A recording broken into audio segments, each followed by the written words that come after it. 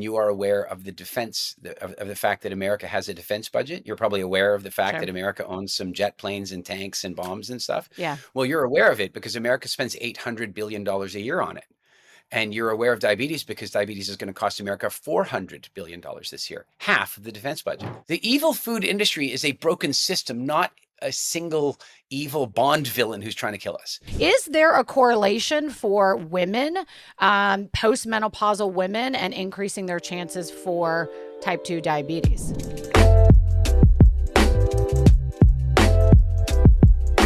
Hey, Eric, welcome to the Wellness Revolution. I'm glad to have you here today. Thanks. I'm glad to be here. Absolutely. I've been a fan of yours for the work that you've done, your company Wild Fit, just because so much of your philosophies when it comes to health and wellness, and particularly even around, the anti-diet culture and all the things is very much in alignment with mine. But I was even more excited for you to come out with your latest book, Post-Diabetic. And so I would love for you just to start off by sharing with the listeners what really led you to writing that particular book. Amber, it was an accident. Those are the best. You know, when I started WildFit, it was really about helping entrepreneurs improve their relationship with food so that they wouldn't have to go on diets anymore and so on. And it was about having more energy and just generally being healthier. And what I didn't know, 11 years ago or so when I created it was that it would support people in reversing diabetes as well as a variety of other health conditions. But diabetes was such a big one to me because, like many other people, I viewed type 2 diabetes as largely a chronic disease. Right. Once you have it, you manage it for the rest of your life, you take drugs, it's how it is. And all these clients kept calling us and saying, or writing to us and saying, hey, my doctor says that I'm pre-diabetic now when I used to be diabetic. And first of all, that kind of irritated me because I was like, well, no, pre-diabetic means it means before, it means on your way to. Right. And so in my mind, it should have a different classification. You're really post-diabetic, you're moving in the other direction. But it did stimulate for me the desire to figure out why it was reversing it. Like, since we never set out to reverse it, or like what's going on. And so, of course, as we got into the research and determined what was happening, we figured it out. And then one day I was approached by a doctor who had gone through our program, reversed his own diabetes, lost 40 pounds, reversed his hypertension, got off 9 of his 10 prescription medications in 3 months, like completely changed his life, and said, hey, could we co-write a book and get this message out into the world? And that ultimately is how the book was born. Well, that's the best kind of accident, especially ones that's backed in your own, just research and experience and working with clients and seeing this firsthand. I've definitely noticed, and being in this health and wellness space, there seems to be somewhat of an uptick around the awareness of diabetes. Obviously there's all kinds of new like hacking type things like the level sensors and things like this, where we're making this biomarker. It feels like it's much more like prevalent now. What do you attribute that uptick to? Well, I would attribute it to the fact that it's a pandemic level disease that's ravaging the planet, and people are finally waking up to the severity of it. I mean, I imagine you're in America. I imagine you are aware of the defense of the fact that America has a defense budget. You're probably aware of the fact Sure. that America owns some jet planes and tanks and bombs and stuff. Yeah. Well, you're aware of it because America spends $800 billion a year on it. And you're aware of diabetes because diabetes is going to cost America $400 billion this year, half of the defense budget. Like it's become not only a source of tremendous personal suffering across all lives, but it's also become a massive financial drain on the economy. And so with both of those things rising, people's awareness is obviously rising as well. If you consider that in the 1970s, I was born in 70, and over that period of time, you basically couldn't get type 2 diabetes. It wasn't an available condition unless you were over 40 years old. At that stage, it took a long time to develop the condition. And of course, now with the changes in our food production, legislation, regulation, and what have you, you have teens. We have teens with it. It's happening faster than ever before.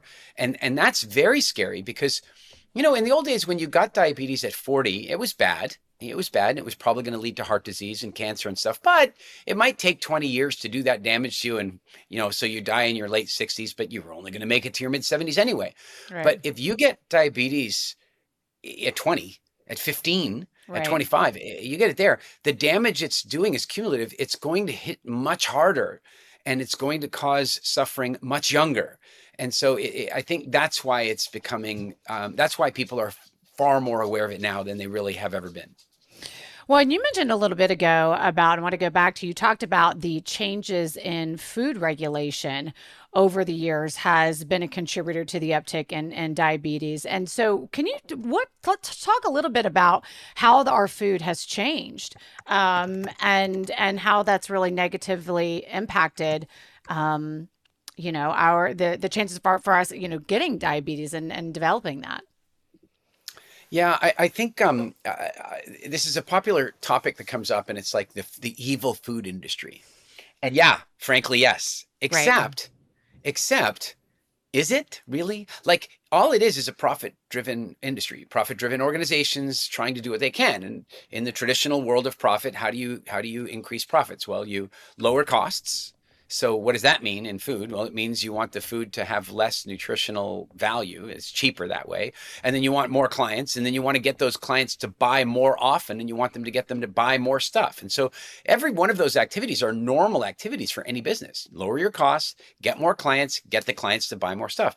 In the food industry, though, when you lower the cost, you lower the quality, and that's a problem when you're talking about nutrition. And then equally, when you try to get more clients to buy more stuff, well, how can you do that? You can do it through manipulative advertising. You can do it through, immoral lobbying of legislation and regulations. You can do it by using addictive substances. You can do it by messing with people's metabolism, and you can do it by using people's genetics against them to trigger their cravings and so on.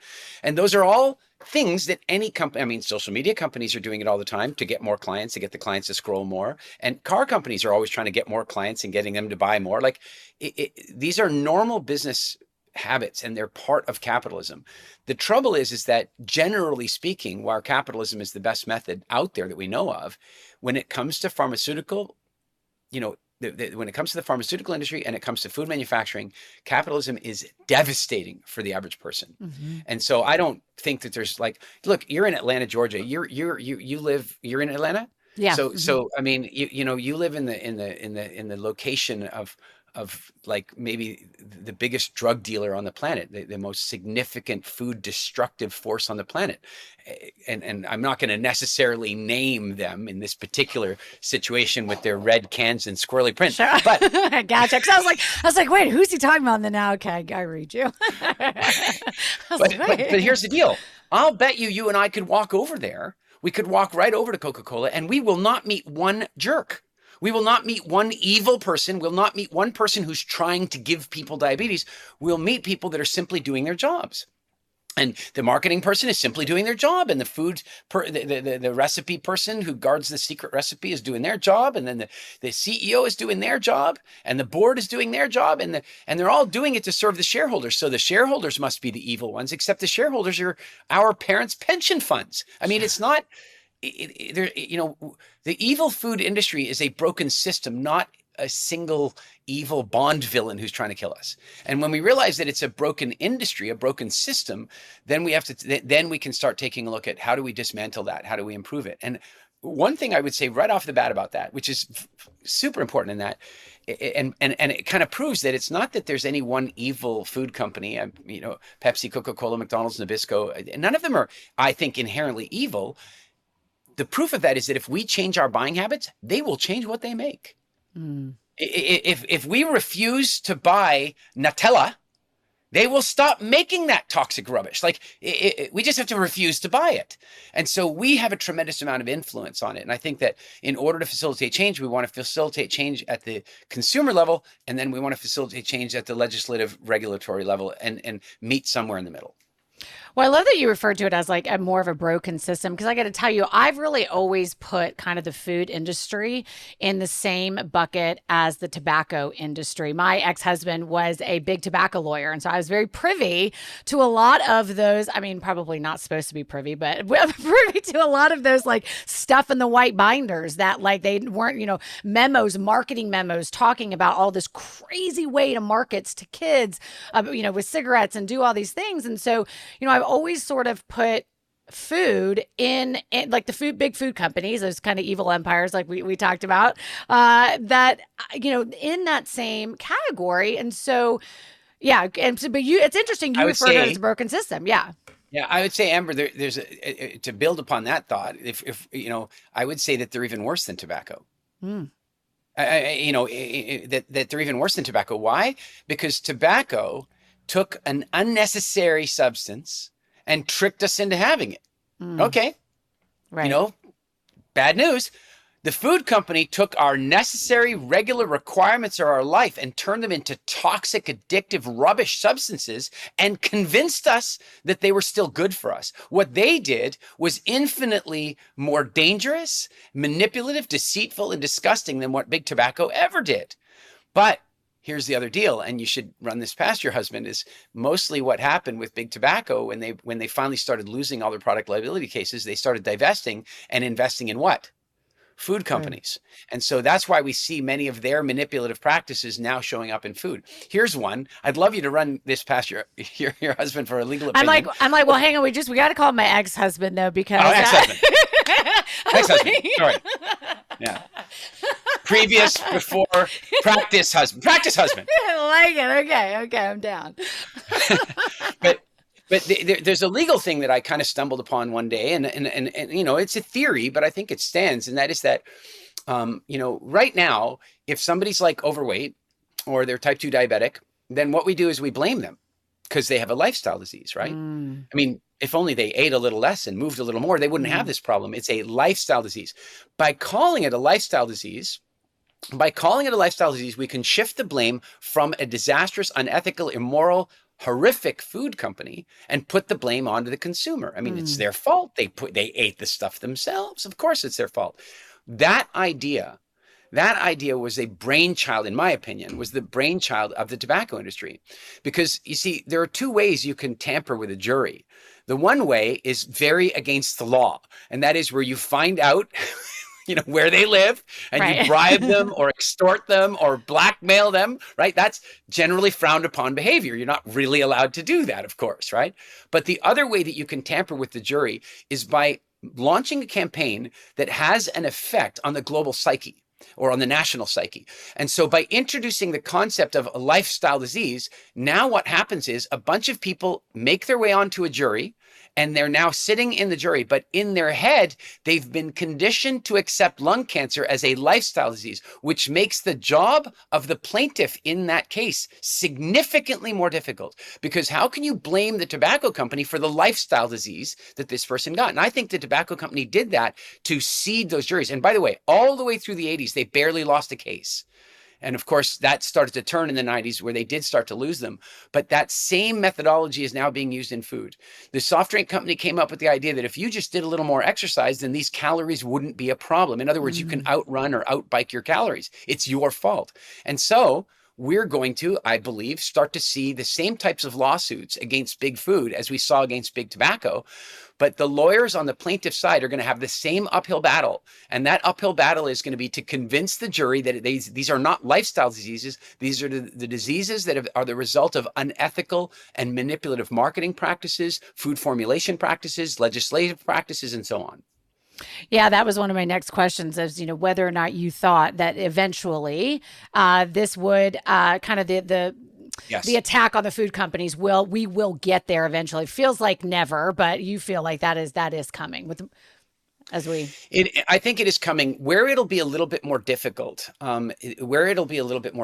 is that if you smoked camels, you basically only smoked camels, and people became very brand loyal. In fact, one of the ways you could actually get people to quit smoking is make them smoke 6 different brands in a week. and that would break their pattern, especially if you introduce menthol when they didn't smoke menthol, that you could actually break their pattern of behavior. But most smokers smoke that one brand, whatever their brand was. They smoked their Lucky Strike. I always thought take a Lucky Stride is the away from this. But they smoked their Lucky Strike or their Marlboros or whatever it was. And so as a consequence, when they got lung cancer, they or their family's estate, when they were dead, could sue that one tobacco company. And they could go after that one company.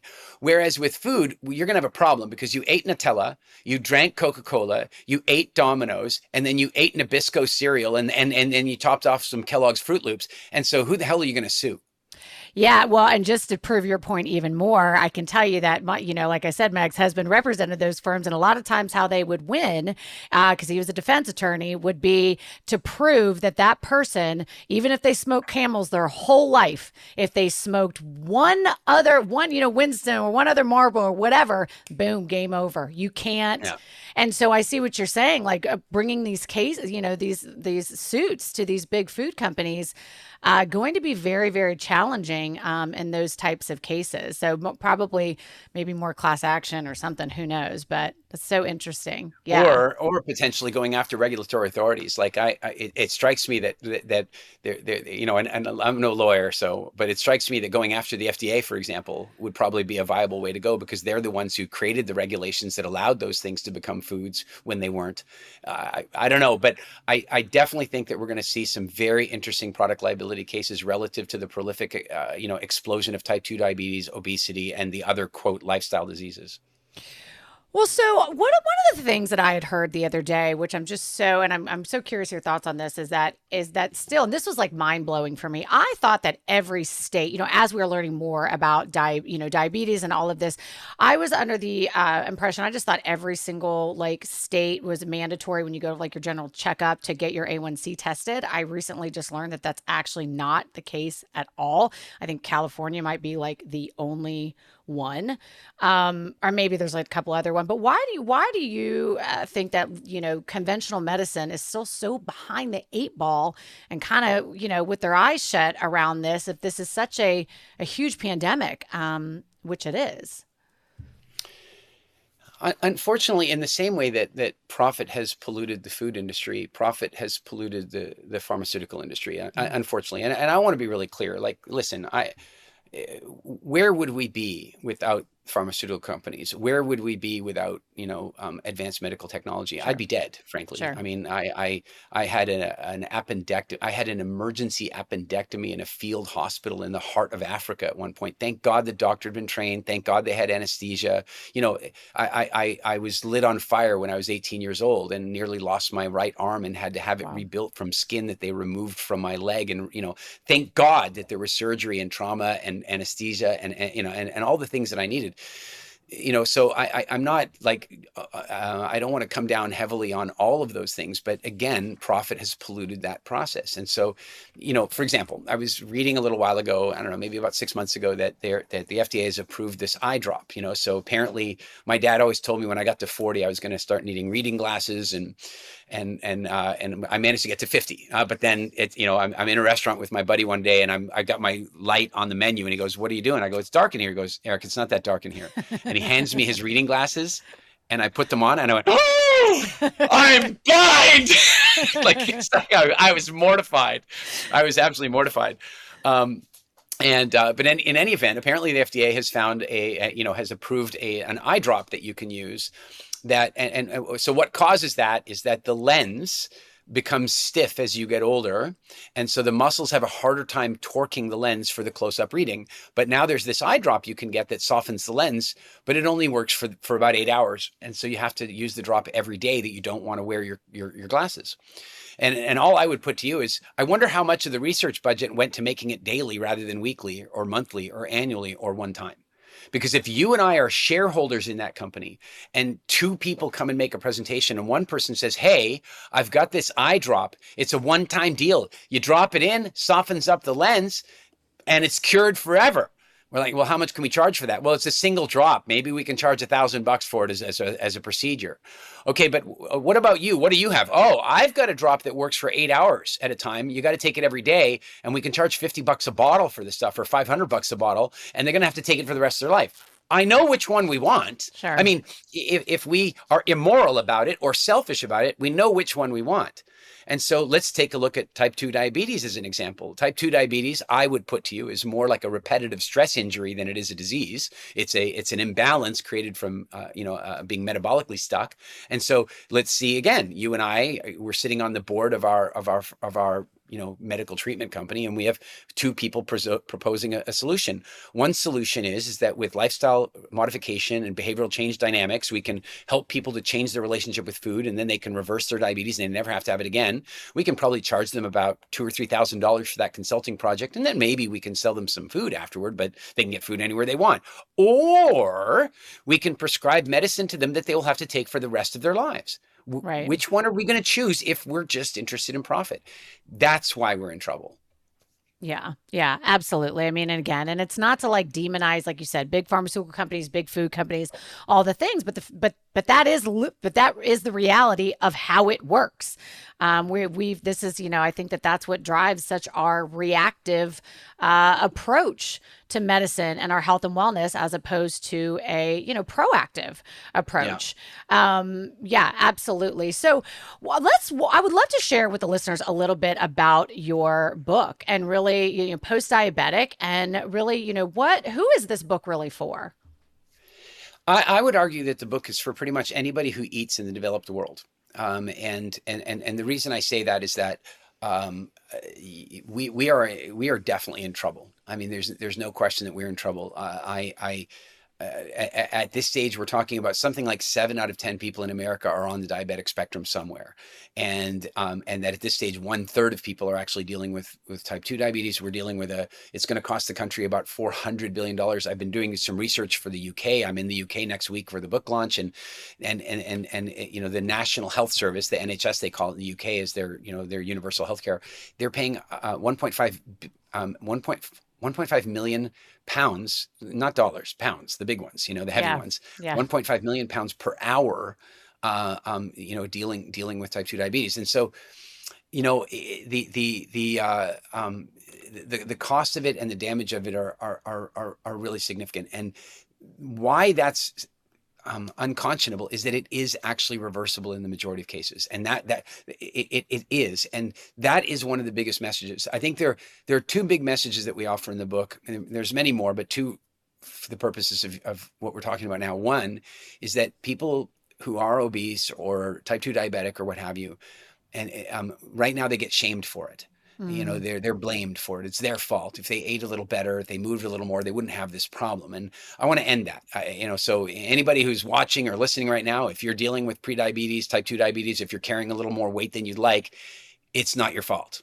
yeah. It's absolutely not your fault. No matter what her ex-husband defense attorney tries to say in Right. court, it's not your That's fault. exactly It's right. absolutely not your fault. Yeah.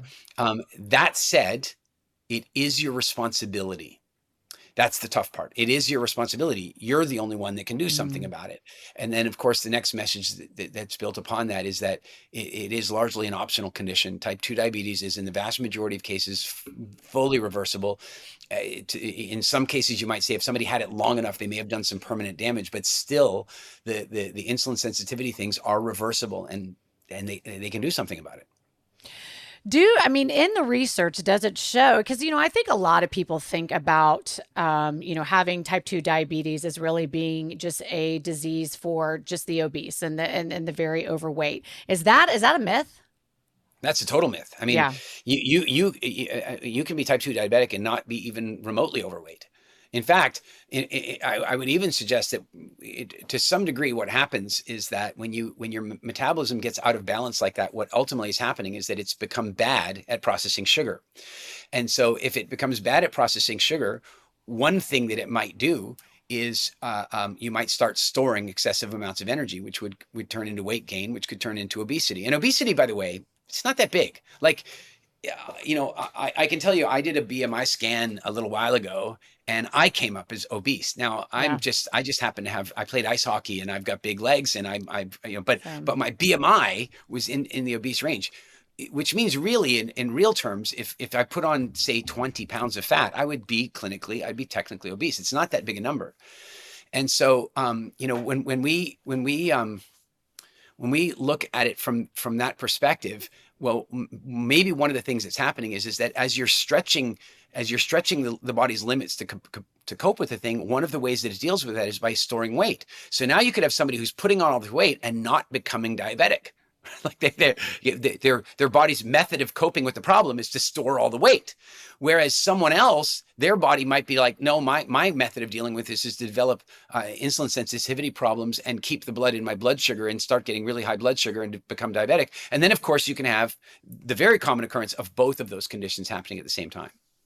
Yeah, I just think that's really important to highlight, and I'm glad that you did, is that, insulin resistance really is like a spectrum. You don't have to be type 2 diabetic to have some insulin resistance going on. And I'm curious, especially women who are postmenopausal, that kind of, and even, as women age over 40, what's the research showing as far as with our risk for getting diabetes? I know for sure, like, there's definitely a lot of research around, dementia, and that, we know now that that also relates to blood sugar. Is there Yeah. a correlation for women, postmenopausal women, and increasing their chances for type 2 diabetes?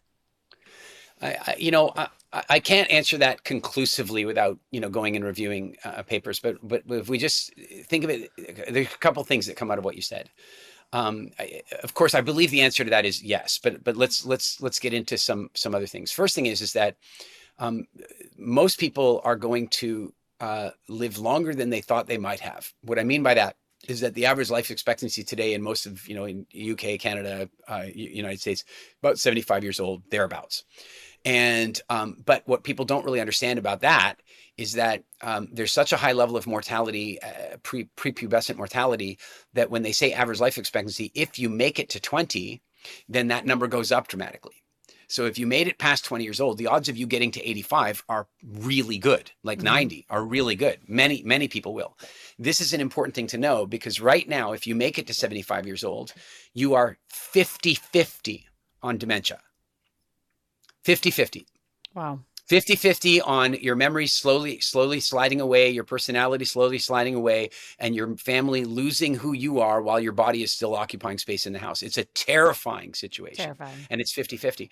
And what's fascinating about that is I think that, and this is starting to become sort of more commonplace, but I would argue that Alzheimer's really is a form, could be called type 3 Yeah, diabetes. for And sure. what's really fascinating about that is that the only thing that's really been clinically proven to halt the progression of Alzheimer's, that has been clinically proven to be more effective than any of the drugs that have been developed so far, is walking, like actually getting out and moving, and moving your body and flowing your energy, and of course burning off excess energy and what have you. So I think there's that to consider, that even if somebody's not worried about diabetes, how is diabetes going to manifest? One way that let's call it sugar sickness, or let's call it metabolic imbalance. One way that it might manifest is that you put on a lot of excess weight. Another way that it might manifest is that you develop very high blood sugar and you become diabetic. Another way that it might manifest is that you develop Alzheimer's and you lose your memory and yourself, or some combination of those things. Now, to go to the question specifically related to women. So men and women, we definitely have some differences. As much as it's politically incorrect to suggest that these days, apparently, I mean, there are definitely some differences. I've seen enough of both of us with our clothes off to Yes. recognize their differences. In fact, I saw a comedian say something the other day. It was really sweet. He goes, there's clearly differences. I mean, one of my favorite things about women is that they're not dudes. I thought, I thought that was kind of cute. But Seriously. but one of the differences among us, it has to do with the way we process energy and the way we use energy. Mm. And here's a silly metaphorical example, but if you were watching, through a time machine or into sub-Saharan Africa, and you were looking at some hunter-gatherers, and you saw a bunch of men running, what might you assume about those men? They're running at that moment. What might you assume? Why Yeah, are they they're running? they're running from something. Something's chasing them. See, you might assume that, Yeah, that's what I would think. but if you were a man, you would know they were running towards something. They're hunting. Oh. They're Oh, running that's towards something. funny. But equally, if you saw a bunch of women running, they are definitely running away from something. Interesting. right? Women did not participate in hunting. So the only reason that you'd ever be really, really running is if you were running to save your child from something or you're running away from something. This is interesting because we process energy differently accordingly. Men, when they do that kind of intensive burst of energy, they actually burn cortisol. They reduce their stress levels. Women, when they do that type of intensive exercise, increase cortisol and make it harder to lose weight. So there Mm. are definitely some differences in the way we move and the way we burn our energy. And some of that has to do with the cycles we go through. So men go through this. Man goes to high school. He's good at sports. He plays a bunch of sports and basketball and baseball, whatever. Then he goes to college, and let's say he's very good. He plays there. Now he finishes college, and he then gets a job, as a lawyer or a doctor or whatever it is, and he no longer plays all those sports. And guess what happens? He starts getting fat. Hmm. Like it's like clockwork. They just start putting on the belly. Why? Because they continue to eat the way they did in college, but then they started becoming a professional and moving their body differently. And that tends to happen to men, I would say, more often than women. But then women have a different version, and that is that your body is men and women. Our bodies are incredibly like flexible and forgiving until suddenly they're not so forgiving anymore. And Right. Yeah. so women go through the first phase of that often as they pass through 28, 29, 30, and suddenly their body starts going, I'm going to pad on a little here, just a little, just 3 pounds, not a Hmm. big deal per year. And Hmm. that starts to accumulate. And weirdly, fat is not just a stored, it's not just stored energy. It's an organ. It's an endocrine organ. It produces hormones. So the more fat you have, the more estrogen you produce. So the more fat you collect, so the more estrogen you produce, and it becomes a cycle. And that cycle only gets worse when you head into that menopausal window. And one of the reasons I suspect for that, I'm not suggesting I'm any kind of expert, it's just my suggestion, Sure. is that in nature, as we got older, our access to food would have become more questionable.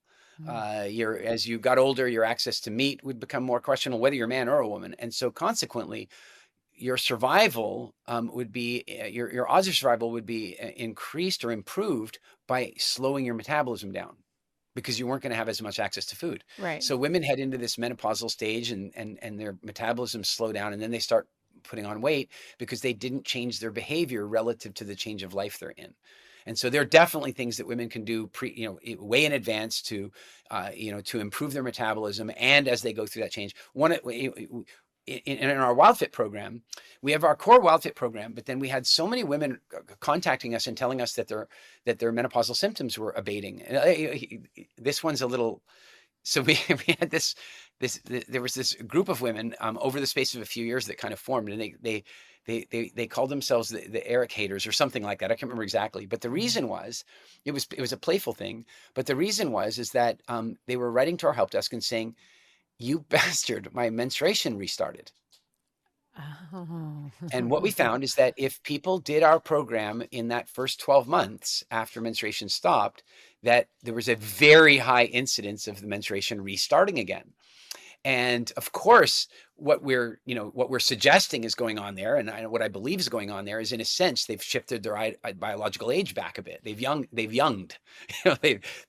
Now they're annoyed about that one aspect of it, but they always are annoyed tongue in cheek. And what I mean by that is they're annoyed about that particular thing, but they actually recognize that in a bunch of other ways they're healthier and they're happier and their sex drive is stronger and all that kind of stuff. And that, I mean, that's a big quality of life jump. It's so wild that you mentioned that because I literally had on the show just last week a sex expert, and she's in her 60s, and this woman is on fire. And I was asking her, like, what, shares with us, some of the listeners, some of your biohacks. And one of the things that she says, she's like, I'm on my period right now, actually. And I'm like, I don't know, actually, she's like 63 or 64. And she's like, and I want to have it as long as I can. And I have to tell you, that is actually the first time that I've ever really heard. And now we're talking about this again. Is this kind of like a new biohack for women, over 50?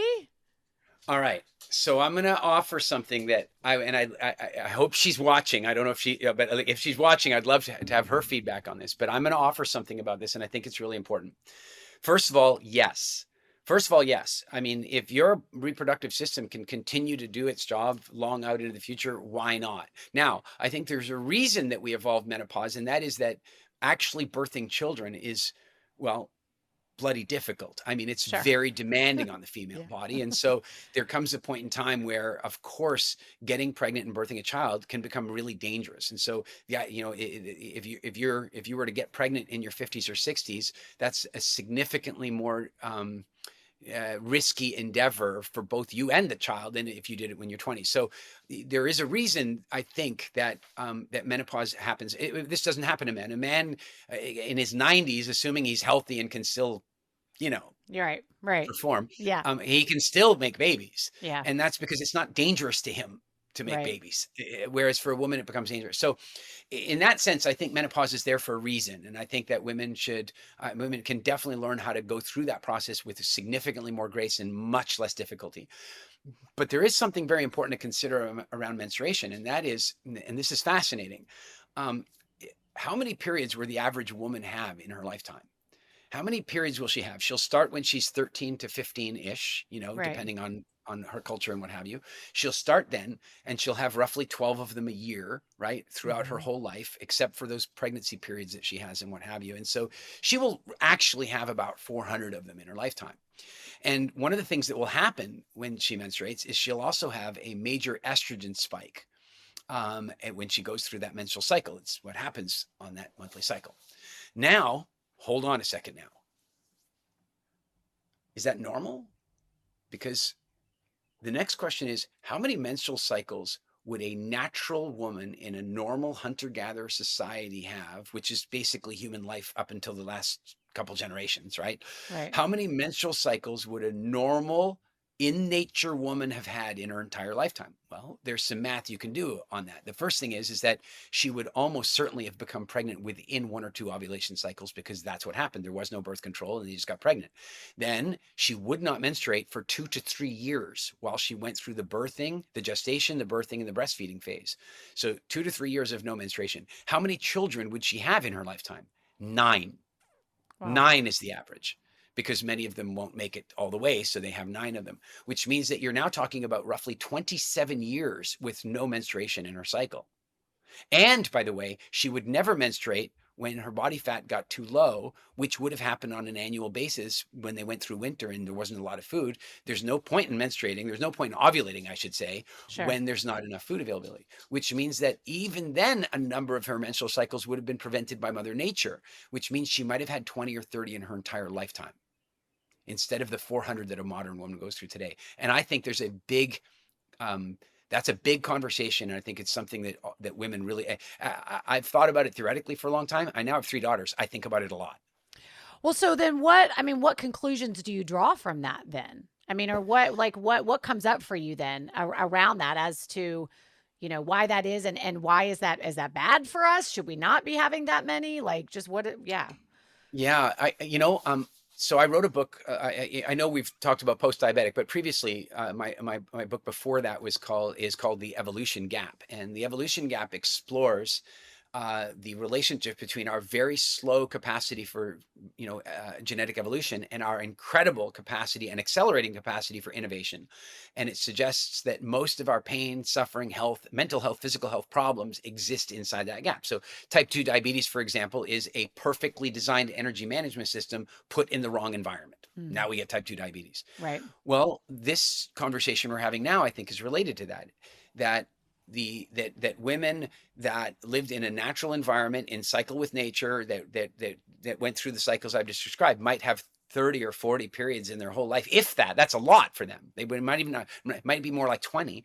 And now a modern woman will go on the pill. And by the way, the guy who invented the pill, he was Catholic, and he tried very hard to get the Pope to approve the pill. And he did that on the basis that he said it wasn't birth control. That was just a side effect, that the real purpose of the pill was to guarantee menstrual regularity for women, that they had an entitlement to a regular, predictable 28-day cycle. And that's what the pill did. Mm. The Pope didn't buy it in the end. And of course it didn't get approved. But this idea that like if a woman misses 2 or 3 periods, it's like, oh my God, something might be wrong. Well, or maybe not. or maybe like, or maybe you're working out a lot and your body fat percentage has gotten low, and so you're not menstruating, and there's nothing wrong with that. Mm. It's just your body responding to what's going on.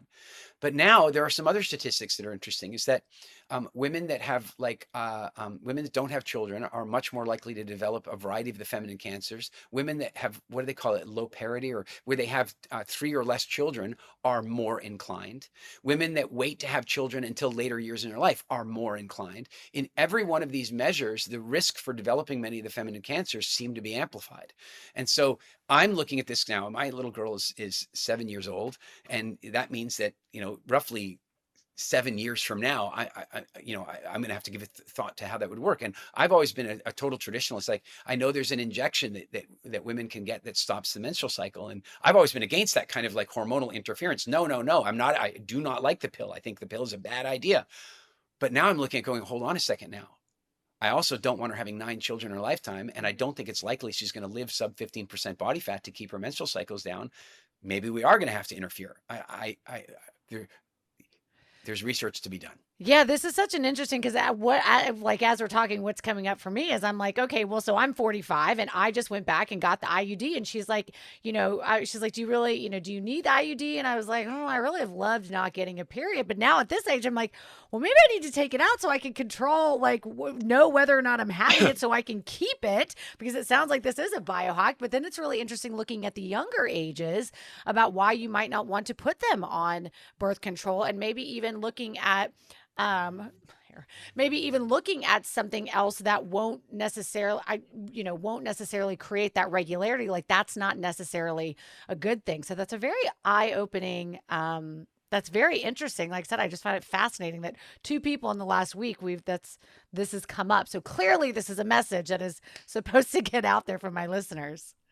Did you by chance bump across this, like, the sweaty shirt study? No, what's that?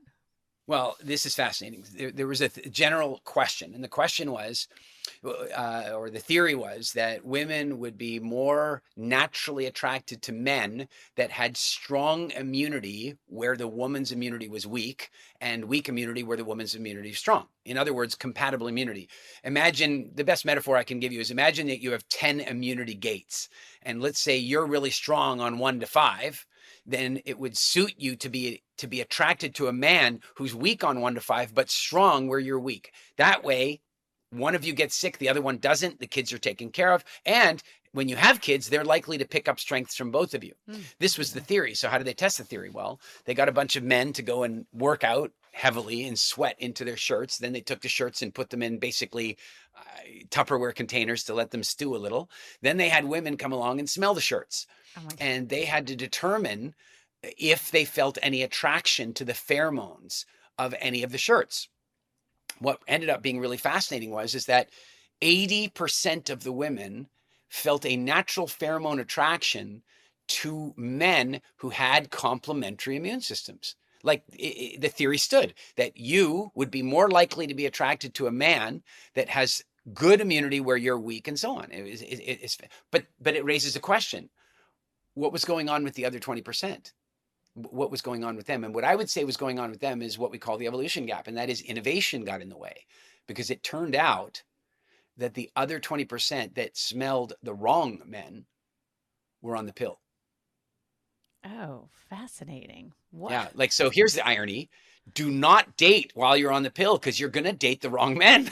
Serious? Well, yeah. But equally, I understand why you want to be on it. You're right. Well, and then the other takeaway that I just took from that as a single woman is, I'm just going to meet my dates in the gym from now on. Forget the dating apps. I need to only approach sweaty men, and I'm just going to, give a little sniff test in a nonchalant sort of way and see how it goes. There's something to that. There really is something to that. The way, so my partner, Kirsty, I'm lying in bed reading, and she just comes over and she's just sniffing me all the time. Like, she's always in my neck, and she's like, I just love your smell all the time. I just love your smell all the time. Well, what I would put is that when you're let's say when your nutrition and your metabolism is right and you're chemically balanced, then first of all, you're likely to be generally more attractive from a pheromone perspective, but secondly, you're more likely to match attraction appropriately. And so if you're like dating somebody, a man, and their smell doesn't work for you, my feeling is that that smell's probably indicative of a general problem. Like, I don't mean a health problem. I mean, there might be a compatibility problem. But again, if your hormones are off balance, like in the case of this study, then can you even trust your natural instinct anymore? Oh, God, I know that's a little bit of a mind F. Okay, We've well, definitely gone down a rabbit hole today. I know we we weren't going there, have, but we have, but I like that we went there. Well, but as we wrap up, I do want to bring it back to the book though for just a second because I just want you to share with the listeners because this is more than just an educational book. You offer a comprehensive 9-week plan yeah, for people to not, people who are post-diabetic to not revert back, yeah. and because there, I guess, apparently there's the studies do show that people can revert back. So can you just walk the listeners through kind of on a 30,000 foot view, maybe like what does that 9-week plan really look like for somebody? Sure.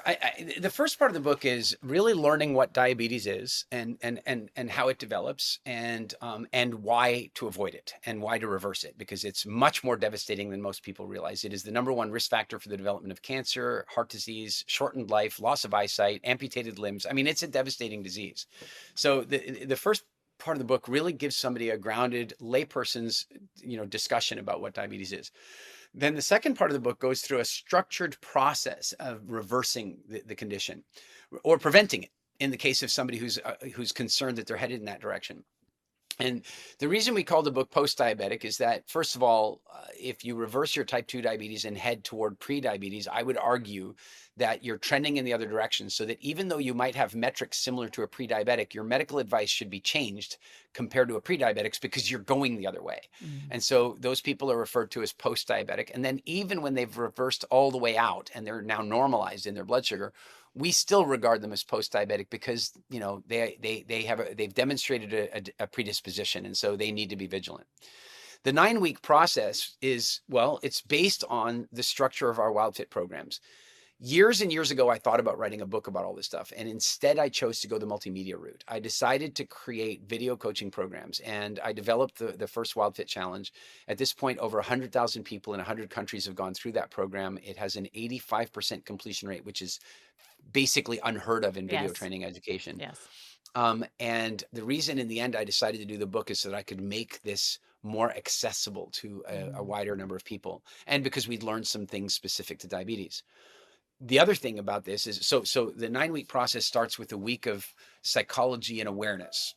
And then week by week after that, it goes through some very incremental changes. So there's no point where we're coming along going, change your life radically today. Right. We just don't do that.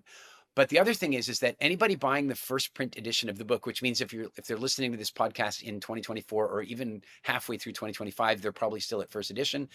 The book comes with a free place in the diabetes reversal track of our program, which is a $300 program, and they get it for free with the book. Wow.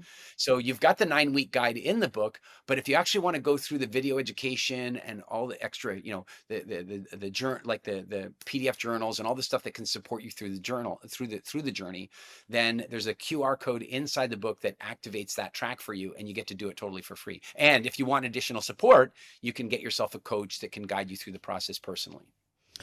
I love this. And I love that you really, why I love that put your energy and resources and expertise into writing this book is because we are at a time where obviously we need this, not just to educate ourselves for prevention and also treatment in our own lives, but also, as moms for our children and really starting, to educate them and create a lifestyle for them to where they hopefully don't have to deal with this chronic disease that's really serious. And so, I just thank you so much, Eric, for being here.